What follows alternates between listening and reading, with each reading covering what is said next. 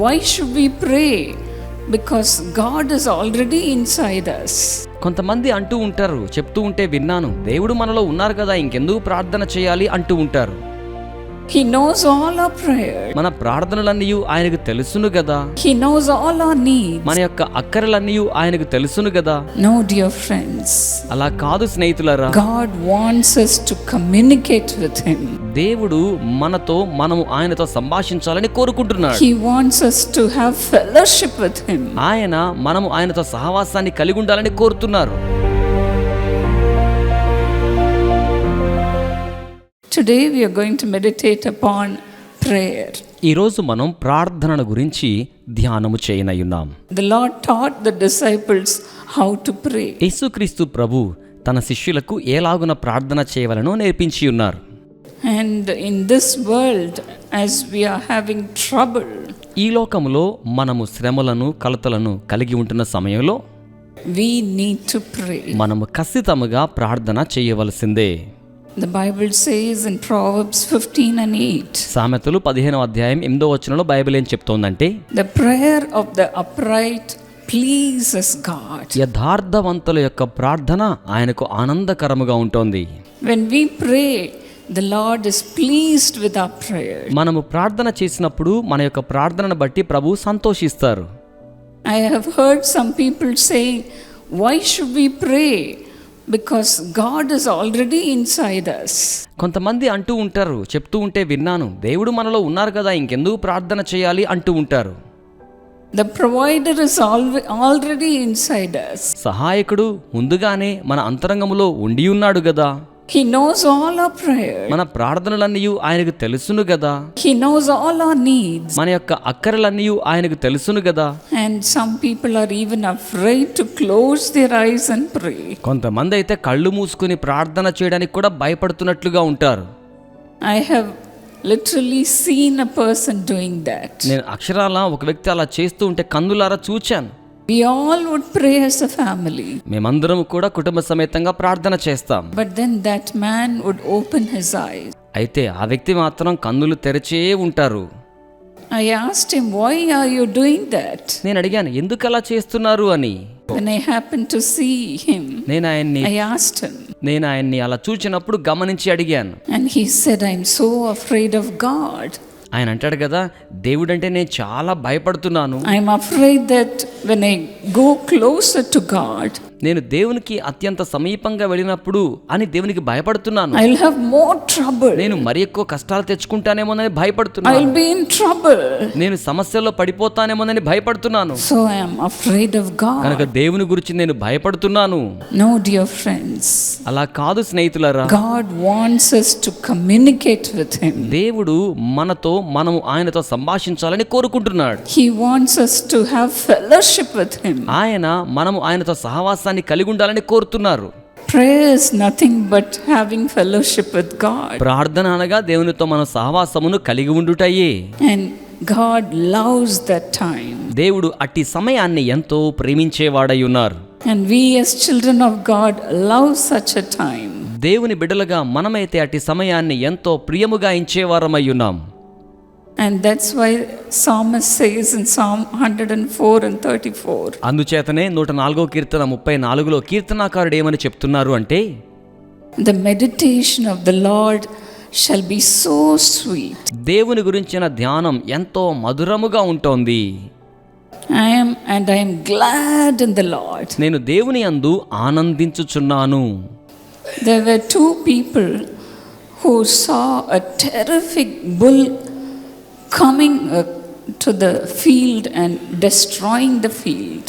ఇద్దరు వ్యక్తులు ఒక భయంకరమైన ఎద్దు వచ్చి వారి పొలాన్ని పూర్తిగా పాడు చేసే సన్నివేశాన్ని చూస్తూ గమనిస్తూ ఉండి ఉన్నారు. As they were trying to chase the bull, వారు ఆ యొక్క ఎద్దును తరిమివేసే ప్రయత్నంలో ఉండగా the bull turned towards them and it wanted to finish them off. ఈ యొక్క ఎద్దు ఇక వారి మీదకు తిరిగి వారిని అంతం చేసే ప్రయత్నానికి ఉపక్రమించింది.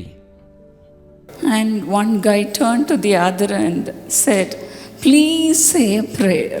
అందులో ఒక వ్యక్తి మరొక వాని వైపు తిరిగి, ఇప్పుడు ప్రార్థన చేయవా అని అడుగుతున్నాడు. And this man said, I don't know how to ఈ pray. వ్యక్తి అన్నాడు కదా, నాకు ఎలా ప్రార్థన చేయాలో తెలియదు అంటున్నాడు. I've never prayed openly anywhere. నేను ఎప్పుడు ఎక్కడ బహిరంగంగా ప్రార్థన చేయలేదు అని అంటున్నాడు.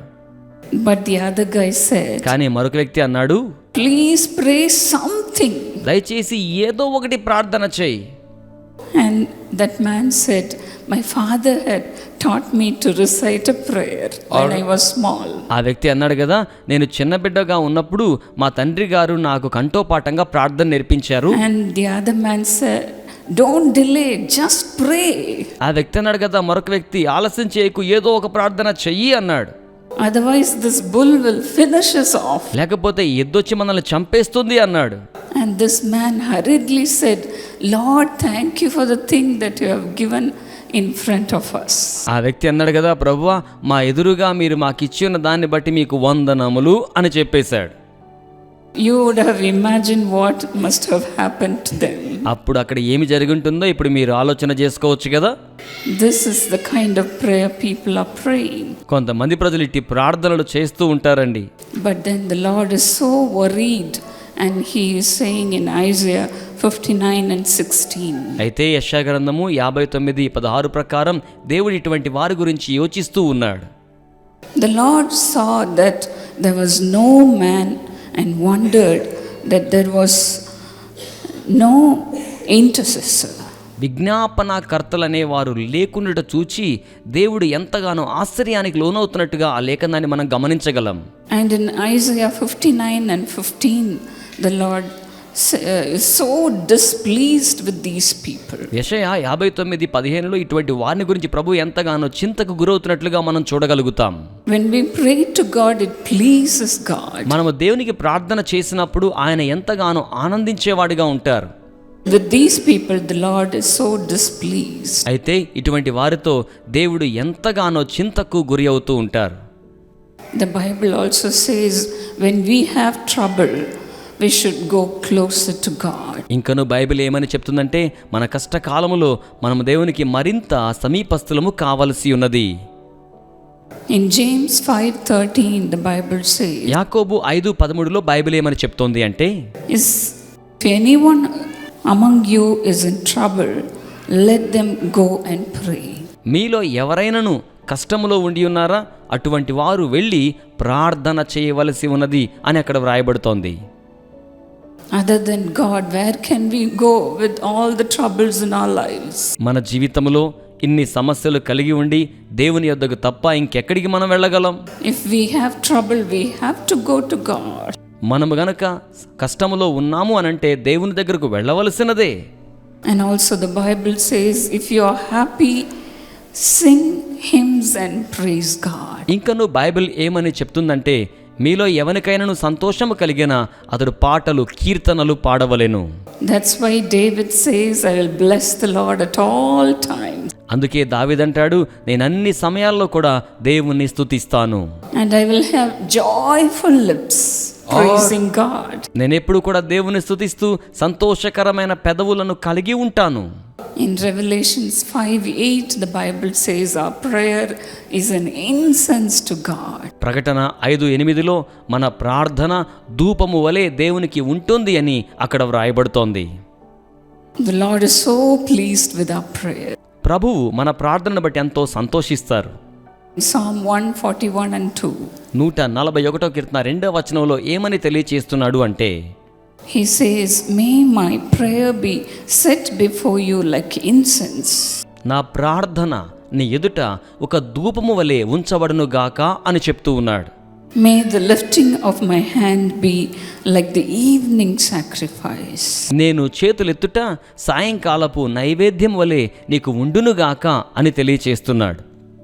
After marriage, when I went to the Dinakaran family, వివాహమైన తరువాత నేను దినకరణ గారి కుటుంబానికి దగ్గరైనప్పుడు in their house there was always prayer. వారి గృహంలో ఎప్పుడూ కూడా ప్రార్థన ఉంటుంది. Before marriage, of course, I too prayed. వివాహానికి ముందు కూడా నేను ప్రార్థన చేసుకునే అలవాటు ఉంది. My mother would pester me to read the Bible and pray every morning. మా తల్లిగారు ప్రతి ఉదయాన్నే ప్రార్థించడానికి వాక్య పఠనం చేయడానికి ఎంతో బలవంతం చేసేవారు. For her sake, I will do that. ఆవిడ కోసమనైనా సరే నేను అలాగున ప్రార్థన చేసేదాన్ని.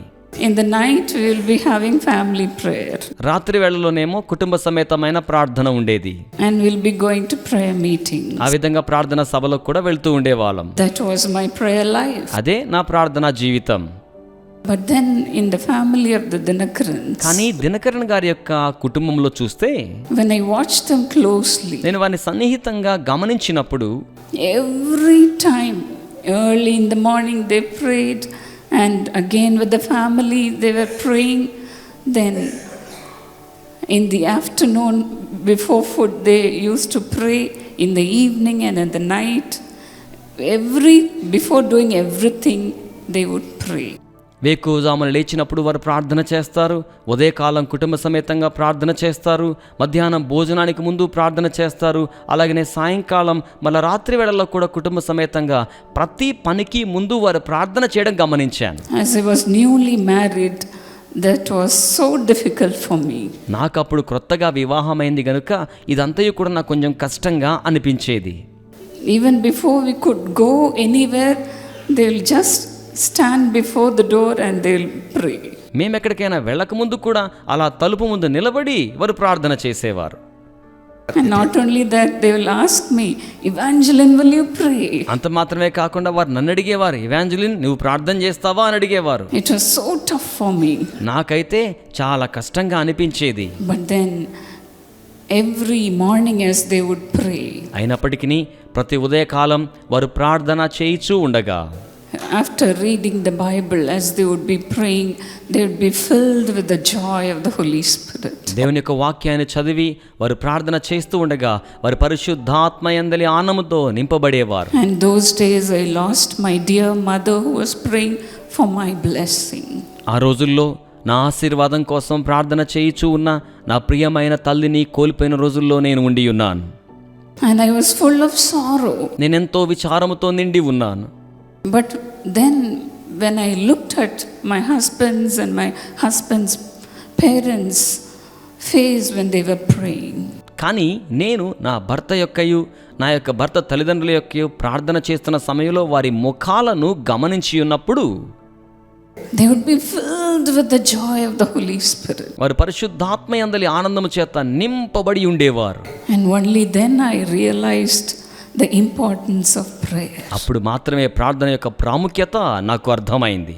And I said, Lord, I want this joy in my heart also. నేను అనుకున్నాను, ప్రభువా ఇట్టి సంతోషము నాకు నా హృదయములో కూడా కావాలి. And from that time on I started to pray. ఆ రోజు మొదలుకొని నేను కూడా ప్రార్థన చేయడం ఆరంభించాను. And I said, it is good, Lord, for me that I have been afflicted. ప్రభువా నేను శ్రమ పొంది ఉండుట నాకు మేలాయను అని ప్రభుతో నేను చెప్పుకున్నాను. So that I could learn your statutes. తద్వారా నేను నీ శాసనములను తెలుసుకుంటూ ఉన్నాను. And as I began to pray, the Lord started to teach me through the word of God. నేను ప్రార్థనను చేయడం అలాగున ఆరంభించగా వాక్యం ద్వారా ప్రభువు నాకు నేర్పించటం ప్రారంభించారు.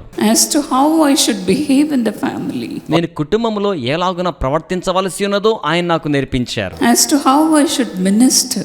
నేను ఏ విధంగా పరిచర్య చేయవలసి ఉన్నదో ఆయన నాకు నేర్పించారు. As to how I should pray for the people. నేను ఏ రీతిగా ప్రజల కోసం ప్రార్థించాలో నేర్పించారు. And every time I would pray and go and preach the word of God, ప్రతిరోజు కూడా నేను ప్రార్థించి ప్రజలకు ఉపదేశం చేయడం ఆరంభించినప్పుడు the joy of the Holy Spirit would fill the hearts of the people. పరిశుద్ధాత్మయందలి ఆనందం ప్రజల హృదయాల్ని నింపేస్తూ ఉండేది. And only after that I realized the value of prayer. ఆ తరువాతనే ప్రార్థన యొక్క విలువను నేను తెలుసుకొనడం జరిగింది. And that I began to have the habit of praying and praying and praying like the Dinakarans. ఆ తరువాత నేను కూడా ఎక్కువగా ప్రార్థన చేసే అలవాటు దినకరణ్ గారి కుటుంబ సభ్యుల వలె నేర్చుకొని ఉన్నాను.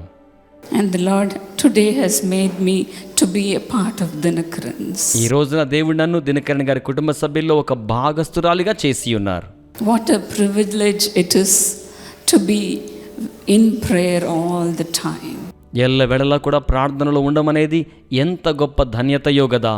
The meditation of him shall be so sweet. ఆయనను గురించిన ధ్యానము ఎంతో మధురమైనదిగా ఉంటుంది. And we will be glad in the Lord. మనము ప్రభువునందు ఎల్లప్పుడూ కూడా సంతోషంగా ఉండగలుగుతాం. That's what the Bible says in Psalm 16 and 11. 16వ కీర్తన 11వ వచనంలో బైబిల్ ఆ రీతిగా తెలియచేస్తోంది. In his presence there is fullness of joy. ఆయన సన్నిధిలో సంపూర్ణమైన సంతోషము కలదు. Hallelujah. హల్లెలూయా. Hallelujah. హల్లెలూయా.